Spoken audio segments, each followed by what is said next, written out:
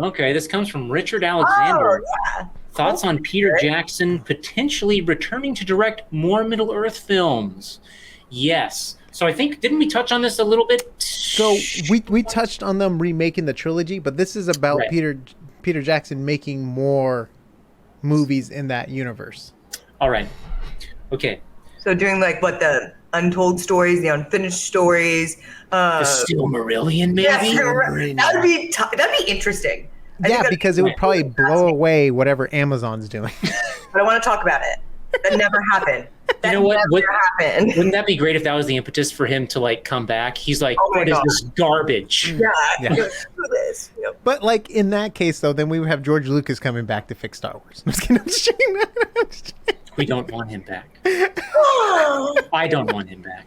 No, Have you seen Fanboys? I don't know. I don't know if it would be good bringing him back right now either. Like that's a tough thing, but I wouldn't mind it. I'm a fan of Peter Jackson's original trilogy so much. The Hobbit trilogy, though, Yeah. it's not as good, but it's not his fault. So originally it was Del Toro, right? Benicio del Toro? Yes, he was going to be directing it originally. And they went so far, he got nervous because they got scary feet, the producers and all this stuff. So he dropped out of the project. But everything was already set to go. They already had filming location, the actors, all this stuff. So Peter Jackson was actually writing the movie while filming it. It's actually a miracle the movies even got done in the first place. Like what he was doing in production, and that's why there was a lot of green screen, because he's like, I don't know what's going to actually happen with the backgrounds and stuff, because they weren't building sets fast enough. So there was a lot of drama behind the scenes of the Hobbit films. It's a miracle they even got off. But I think one thing Peter Jackson understands is the spirit of the Lord of the Rings universe, and or just J.R.R.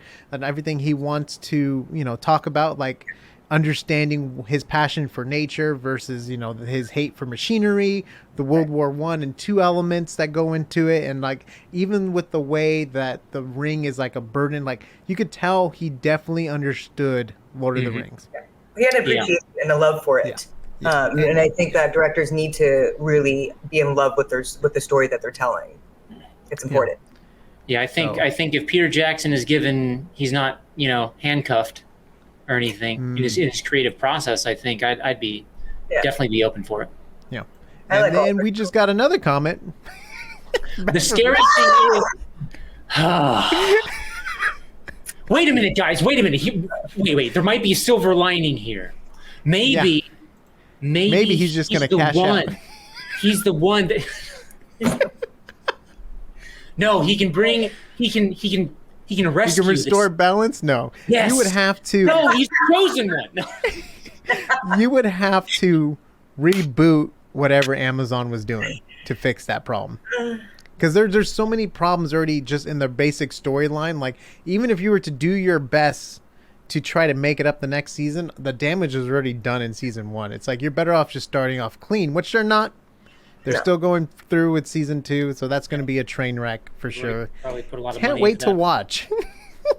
So lame. I don't like to think about it. You just like disaster porn, Nick. You just like to watch it all come undone. No. I like to watch train wrecks. Pegged me.